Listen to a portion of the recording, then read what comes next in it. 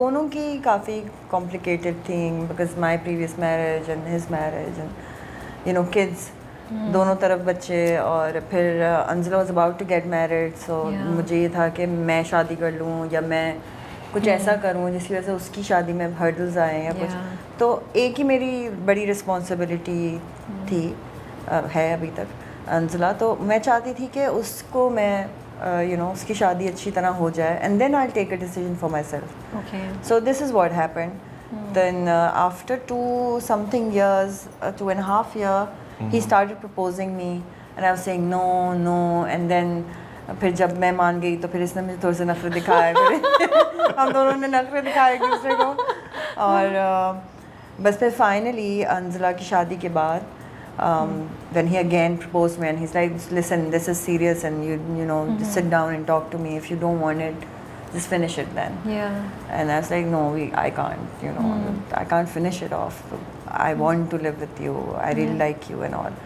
And then बस फिर एक दिन सुबह he called me and he's like, Ramzan थे, beginning of Ramzan, and he is like Friday को हम निकाह कर रहे हैं। And I was like what, Friday को निकाह क्यों कर रहे हैं हम लोग? इट्स लाइक बस लाइक आफ्टर 4 days, या 4 days, it was Monday right.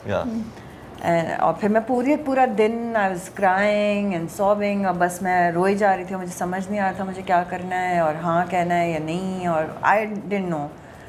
फिर रात को we met and I was like okay, I am ready now, let's do it. पूरा दिन रोने के बाद और फिर बस अगले दिन से मैं, जिब्रान और अनुषा, मेरे बहन भाई दोनों, हम लोग बस निकल गए। हमने 2 दिन में सब कुछ किया, तैयारी जो हम कर सकते थे, और बस फ्राइडे को। लेकिन उसकी अपनी एक एक्साइटमेंट होगी ना? हाँ, एक्साइटमेंट बहुत थी, समझ भी नहीं आ रहा था, रोना भी आ रहा था। रोना क्यों आ रहा था? क्योंकि जब लाइफ में आपको बहुत अरसे बाद ट्रू लव मिलता है ना, तो कभी कभी आप मेंटली ऐसे हो चुके होते हैं कि आप एक्सेप्ट नहीं कर रहे होते हैं कि too good to be true हो गया था। ऑनेस्टली मतलब आई थिंक इनके लिए पता नहीं, बट मेरे लिए बहुत, it was just Cinderella story going on. तो बस समझ नहीं आ रहा था, कुछ रोना आ रहा था कि वाकई रियल है नहीं है, और यू कुडंट बिलीव कि वाकई मुझे मेरे साथ हो रहा है। I found love again, who so honest and sincere. तो मेरे दोनों बहन भाइयों ने बहुत मुझे बैठ के समझाया कि इट्स ओके, बिल्कुल ठीक है, is a good person, we know him, और I know all of it. कभी कभी आपको बस चाहिए होता है कोई और बोले आपको कि सब ठीक है। नहीं, ट्रू, आप जो कह रही हैं वो समझ आ रही है, और इसी से रिलेटेड आगे मैं सवाल करूँगी। बट प्रपोज कैसे किया था आपने पहली दफ़ा? कोई रोमांटिक जेस्चर? पहली दफ़ा तो कराची में ही हो गया था, like on phones and when we were meeting up and all. लेकिन proper propose we went to Paris. Okay. मैं अपने काम के लिए गई थी, वो अपने काम के लिए गया हुआ था, बस हम दोनों तो यू न्यू कि वो जा रही है काम के लिए, तो आपने भी प्लान कर लिया? मेरा क्योंकि मैंने आपको बताया वेस्टर्न यूरोपियन कंट्रीज़ में वैसे ही काम की वजह से मेरा जाना होता है। ये इत्तेफाक से उन्हीं दोनों, ये भी यूरोप में थी, सो वी डिसाइडेड कि okay fine, let's meet in Paris.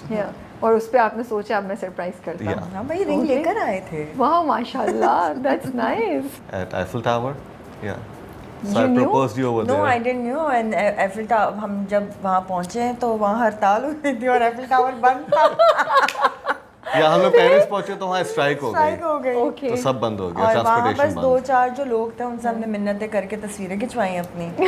And he proposed and I was so excited and I was jumping all over and I wanted to take pictures and everything, but वहाँ पे कोई था नहीं। But it was fun, it was a fun trip. तो मज़ा बहुत आया। So coming back to that point जो आप कह रही थी कि मुझे रोना आ रहा था and all that, शुरू में कैसा लगता था?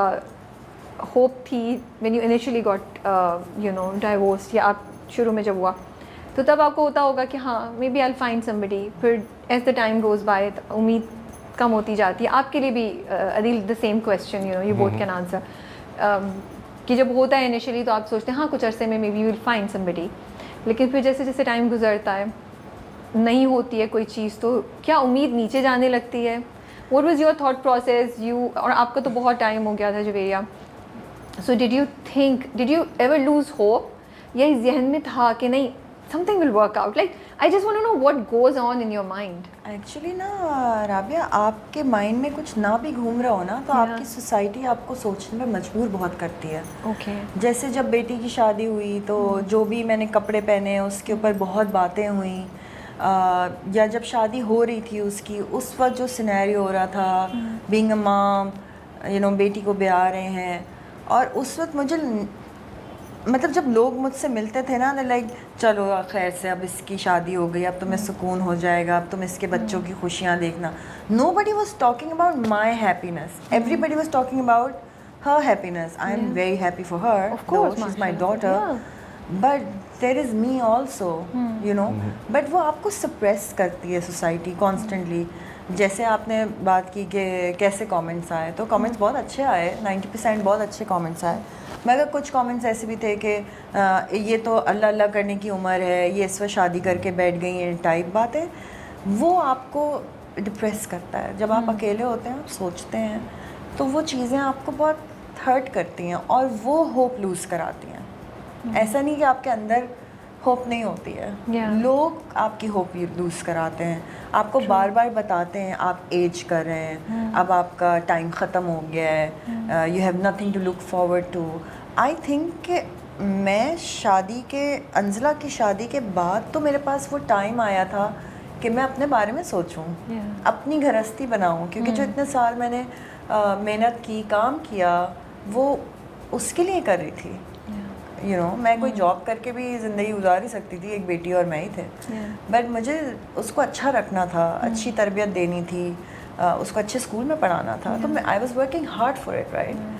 But after I give in, सारी मैंने अपनी रिस्पॉन्सिबिलिटीज़ पूरी कर दी, it was my time. But unfortunately हमारी सोसाइटी में आप 40 अबव होते हैं और आपको ये बार बार बताया जाता है कि you have no life and you just sit down on a bed, अल्लाह करे और स्वेटर बुने तो या बच्चों के बच्चे पाले.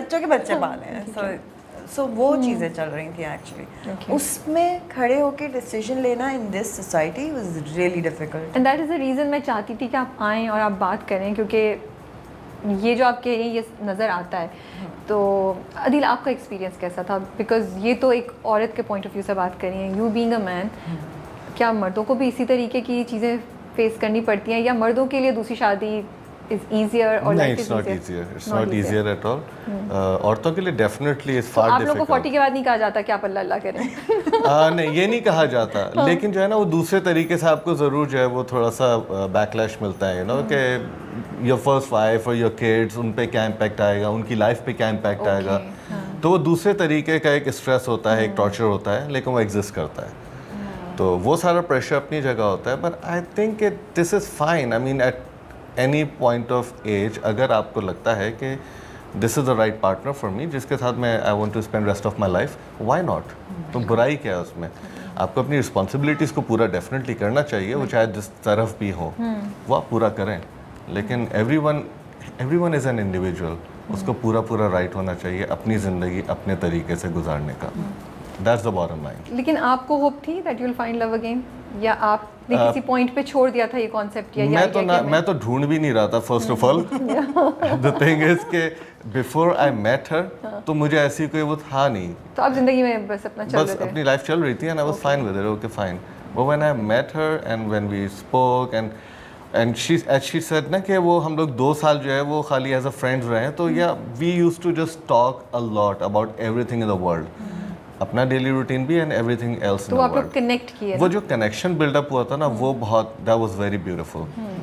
सो एज अ मैन आपको नहीं प्रेशराइज किया, आप लोगों को नहीं रियलाइज़ किया जाता कि ओ